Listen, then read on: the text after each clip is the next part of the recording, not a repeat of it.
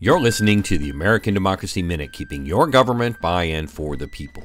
We're wrapping up our discussion of the bipartisan Electoral Count Reform Act in the U.S. Senate with what advocacy groups are saying about the legislation. Kary Moss, acting national political director of the ACLU, said in a statement, "The Senate should closely and carefully review the proposal to reform the Electoral Count Act. It is imperative Americans have confidence in our democratic process, especially after the insurrection at the Capitol on January 6th. The Campaign Legal Center also endorses the fixes to the Electoral Count Act. Their statement reads, "The next presidential election could be one of the most contentious ever. Now is the time for the Senate to move on this crucial legislation. Congress must act as soon as possible to pass the Electoral Count Reform and Presidential Transition Improvement Act to protect the will of the people, because elections should be decided by the voters, not by partisan politicians." While endorsing the reforms, the Brennan Center for Justice reminds us, fixing the Electoral Count Act is a necessary and important step, but it is no substitute for broader national safeguards. The Freedom to Vote John R. Lewis Act, which passed in the House but was narrowly defeated because of the filibuster earlier this year in the Senate, would have addressed many of the major problems our democracy faces.